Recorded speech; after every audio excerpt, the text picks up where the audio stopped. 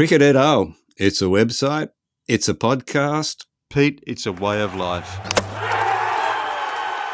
It's Gideon Haig over here. Peter Lawler over here.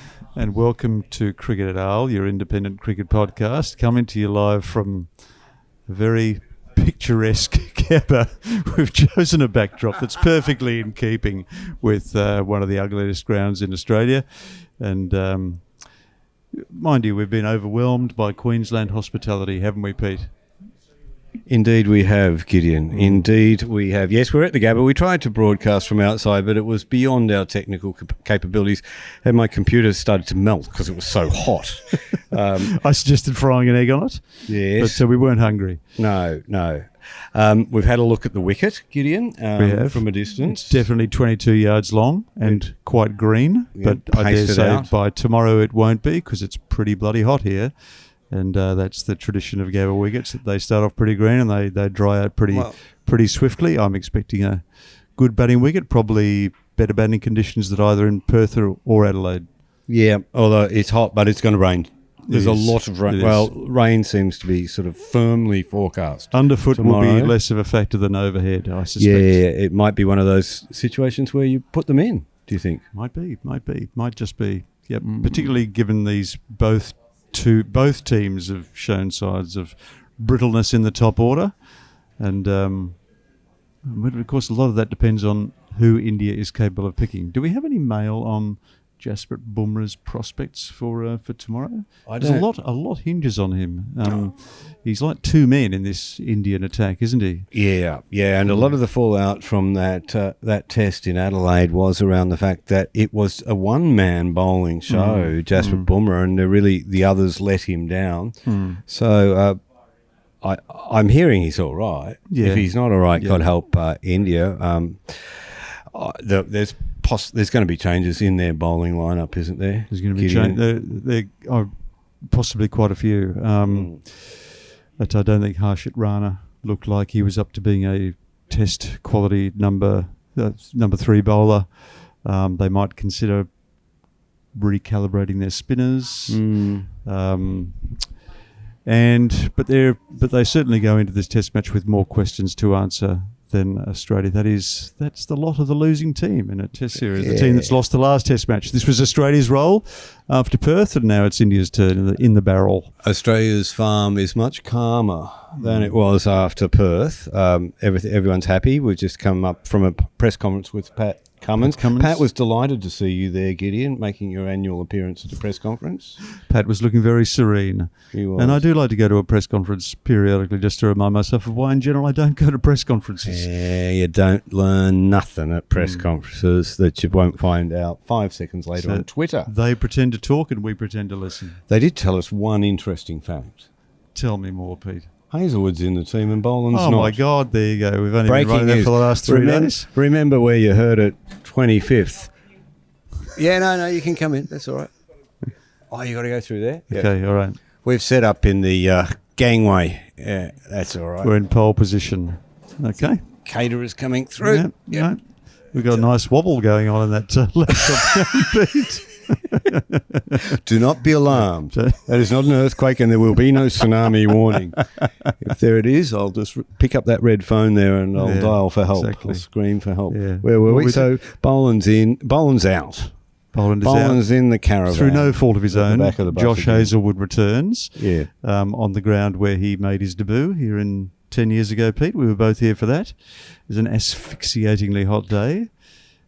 What do you remember about Josh Hazelwood's appearance? Well, his first day of Test cricket? He got carried off, but that wasn't because he bowled so well, was it? On a stretcher, but he was certainly incapacitated by the heat. He was almost carried off. He had full body cramps. I think it was the heat. It was also the nerves of playing your first Test match. He looks like a pretty calm character, but maybe he grinds his teeth in his sleep. Yeah, but he proved to be a calm character because he got 5 foot, didn't he, when he came back on? Yeah, and ended up being an important part of Australia's win in that Test match.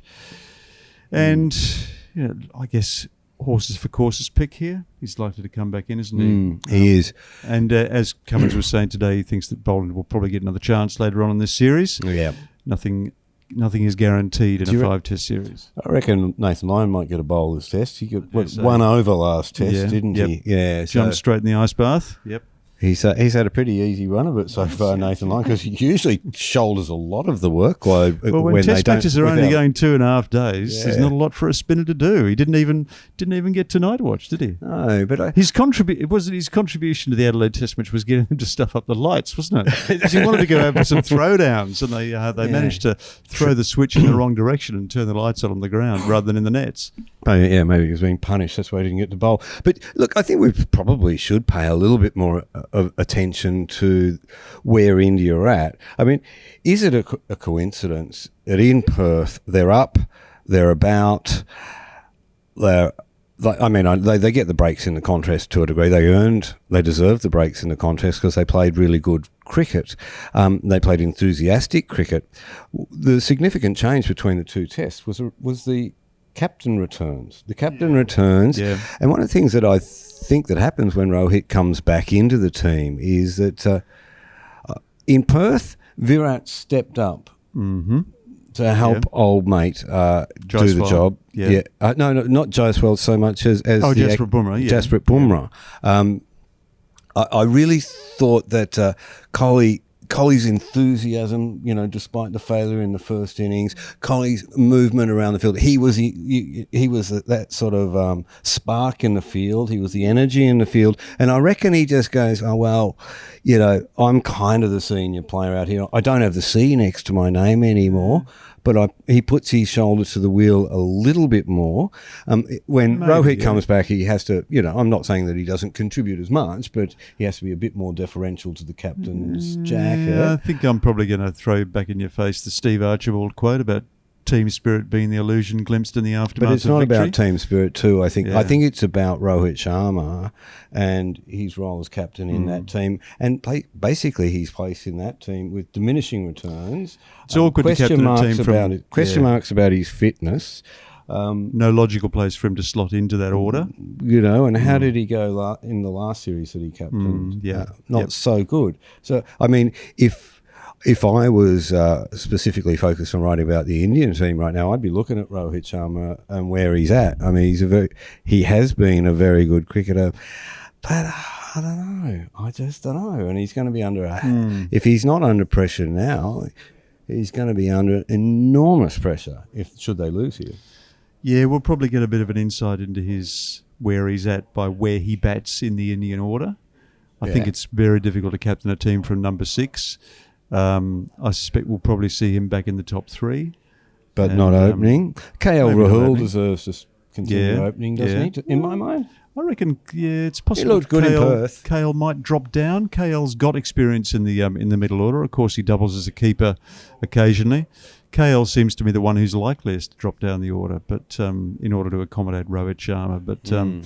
But you're right. He's had a poor year with the bat. I think he's averaging 27. He's had a great year as a captain in the terms of winning his first global trophy, but maybe and then he lost 3-zip. Then he lost 3-0. That kind of erases that in an instant, doesn't it? Yeah, well, they do love a trophy in India. Wasn't a test trophy. No, it wasn't a test trophy, and there is all to play for India, of course, and for international cricket to play for, in fact, because we all benefit from India being in the World Test Championship final. And at this stage... including Australia, frankly. At this stage, that looks a bit wobbly. They do need to win more of the remaining games than they lose. As indeed to Australia. South Africa have just come flying around the bend. South Africa, who sent a third 11 to New Zealand this time, earlier this year, and somehow they've looks like they're going to burgle a spot. Oh yeah, kudos to them. You're going to have to change the rules or something. Let's take a break on Cricket Hotel, Pete, and come back in a moment and talk a little bit more about our favourite Gabba memories. Oh, okay. You need a rest, do you? I think so. Yeah. Okay. Okay. We'll have a little break. Yeah. Okay. And we're back on Cricket Hotel. Coming back to the Gabba always reminds us of test matches gone past. What was your first Gabba test, Pete? It was a late one. Yeah. Was it 06, 07? Yeah, right. Possibly. Okay. Yeah. Pretty good series, that one. Yeah, not bad. Not bad at all. Yep. What was your first one? I first came to the Gabba in the mid-'80s. I was visiting a mate up here and we came to watch a Sheffield Shield game. which was the old Gabba, the Gabba before the renovation in the mid 1990s. Dog track. Don't think the dog track had gone by then, but it was a very Spartan place. It was very tropical. It was the architecture was very variegated, and there was barbed wire, a lot of concrete. It actually looked the way that you imagined the Gabba to be.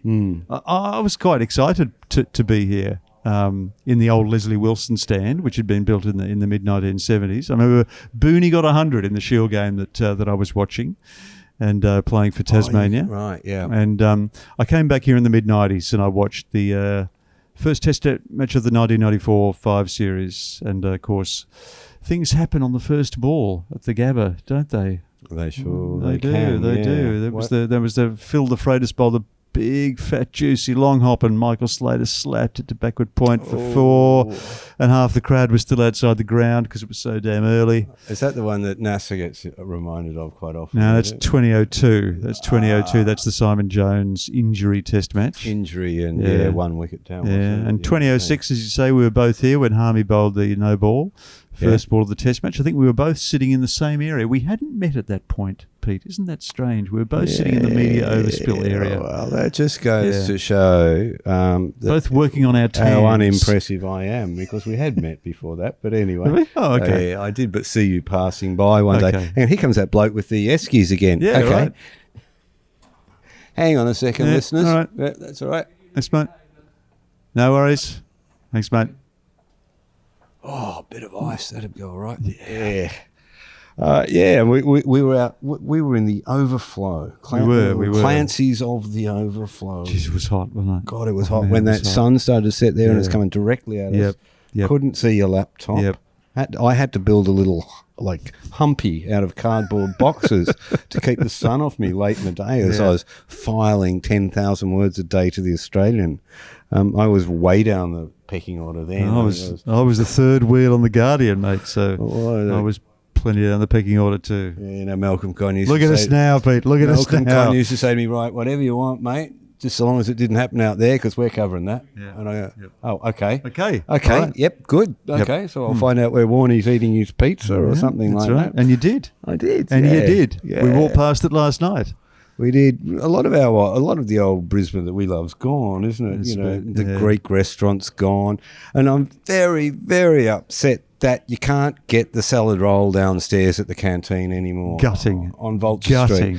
One of the last great Australian salad rolls. Salad rolls are really hard things to get anymore. Well, I don't know what's happened to them, but, I like that white pepper on the lettuce, the tomato. But the roller really door is down at Coco's, so no more salad rolls. They had pineapple in the salad rolls here. Yep. It was a good salad roll, Gideon, Yep. and it's gone, like our favourite Greek restaurant. Oh, that's harrowing. Yeah, they've renovated my favourite pub, so it's, it's not shit anymore, it's shitter. I'll never forget the text you sent me when you went to the Greek restaurant and found that Lockton boarded up, and you sent me a photograph with the text message, I have lost the will to live. I was like one of those, when a dog loses its owner or something. Yeah. The Greek's there. The Greek's always there. This is a place where we had the same meal 6 nights in a row. You had the spanakopita. I did. I had the fish and potatoes. Oh. They just knew it, didn't they? We would walk in and they put the plates down. We once ordered in the back of the cab, didn't we? Yeah, that's me talking about the food and not the cricket. This morning we had an interesting gig. Where did we? Tattersalls Club. Yeah, we were at the Tattersalls Club. We're just the kind of people you expect to find at the Tattersalls Club, aren't we? Well, I almost didn't get in, did I? No, they didn't let you in. They didn't like the cut of your T-shirt. The cricket airtail T-shirt. What the hell? Yeah. Anyway. They won't. It was going to be quite an interesting event without Gideon. Yeah, you could have done on your own. They found you that members jacket. I've told that story before, haven't I, about the St Kilda night social club? No, go on. Tell me more. A couple of boys that have been out drinking Brownlow medal port all night. The night Tony Lockett won the Brownlow medal, and decided they're pretty drunk, and they'd been doing nude streaks down the street every time they got a vote wrong or something. So they headed off to the nightclub, and first bloke got in, second bloke got in, Matthew Hardy tells this story, third bloke, who was Matthew Hardy's brother, Dorman said, "Oh, mate, we prefer if you wear trousers." And as if it happened every day, brought a pair of trousers out of the drawer, gave them to Matthew Huddy, and was allowed back into Matthew Huddy's brother, and was allowed into the social club. They gave me a jacket this morning. It did remind me of, I think, the first time I came to Brisbane. And the Cricketers Club. I walked into a pub where I was told that I wasn't adequately dressed. I was with a mate. We were told we were looking a little bit shabby for this, but we went around the corner to a pub where we walked in, and every eye in the pub turned to us, and we went, "Oh, okay, we might not stay here." Looks of sheer, unbridled, homicidal hostility. What? Why? I don't know. Just strangers in town. Really? Yeah. Brisbane was an unfriendly place it was in an the 80s. unfriendly place. A lot of cops. Yeah, a lot of cops. I remember coming here in the Yeah. 80s and going to gigs and stuff, and it wasn't much fun, actually. Yeah. You had to get off the streets pretty early. They chased you off the streets, basically, didn't they? did. Yeah. It's a much friendlier place now. It is. More South cops Bank in is Perth. great. I like South Bank, actually. Yeah. I love that beach, South Bank Beach. Yeah. Yep. Yeah, but anyway, we're not here for the beach, and we're not here for the Tattersalls Club. What was that for? Brisbane Grammar School breakfast. Yeah. Very nice. Good crowd. Good chat. 1 subscriber to Cricket et al. Lift your game, boys. Lift your game. I named and shamed. Yeah. So what else is going on in cricket this week, Gideon? Not a lot. Well, we do have the ICC chairman in town, Pete. Do we? We do have Jay Shah. Jay Shah. I think probably making his first visit to Australia. He'll be looking forward to catching up with you. You're his biggest fan, aren't you? We'll hope to get him on the pod. There's a thought. There is a thought. Okay. Get on social media and tell Jay Shah that he should come on Cricket et al. We'd love to have him. Pretty cool, actually. Yeah. Yeah. We have met him, haven't we? Well, we were in his presence, weren't we? No, I shook hands. Yeah, we met him in the press box in Ahmedabad last year, and he exclusively said hello to me. You got an exclusive I hello? got an exclusive hello. I think I wrote in my piece, hello, he said exclusively to the Australian. Oh, dear. Yeah. So, well, cricket tomorrow. We'll have more to talk about. Yep. We're running out of things to talk about. We didn't do a top 10, did we? We might get a few lay days up here, Pete. I reckon we save the good stuff. It's going to rain tomorrow. Yeah. I think we're preparing a rain piece for Channel 7. You're at your best in the rain, Pete. I am, yes. Yeah. Thank you, Gideon. Yeah. It's when you earn your misery corn. becomes me. I'm the voice of gloom from the other room. Yeah, well, look, it'll be great to have you with us over the next few days on Cricket et al. We'll be writing daily on cricketetal.com, and we'll be podcasting after play. So look forward to a podcast and Cricket et al. Dispatches in your inbox every day. Hit that subscribe button and... we've got more. Oh, we do? We've got a live event. Oh, we do have a live event coming up at Willie the Boatman, our favourite brewery in St. Peter's. St. Peter's. Hey, St. Peter's. The day before the Sydney Test match, on the afternoon, actually. We're the warm-up act for the great cricketer there. They're doing something later that night. So the old folks will get their stuff out of the way in the afternoon. I bumped into Nick Savage and he said, I've got a ticket for your show. And I said, have you got one for the great cricketer afterwards? He said, yeah. I said, well, we've accommodated you this year because half the audience stood up and left and went to see bloody... I hate those. What are they called? There's plenty of room for us both. Let 1,000 flowers bloom. Anyway, that's all we've got time for on Cricket et al. Great to have you with us. We'll be back tomorrow, but in the meantime, it's goodbye from me. And it's good night from him.